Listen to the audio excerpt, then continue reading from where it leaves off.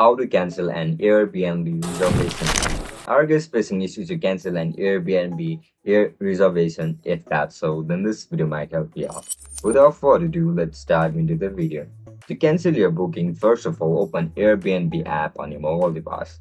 Once you open the app, make sure you are logged in into your account. At the bottom of your menu, you can see this option for trips to see your upcoming reservations. Select the stay you want to cancel. Scroll down until you find the cancel reservation button and tap it. However, I haven't done any kind of reservation. If you do have, then just going to tap on cancel reservation.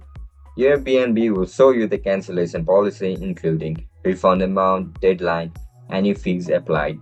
Review the details carefully. If everything's looked right, tap continue and confirm the cancellation. You'll get a confirmation message and your refund, if applicable, will be processed automatically to your original payment method.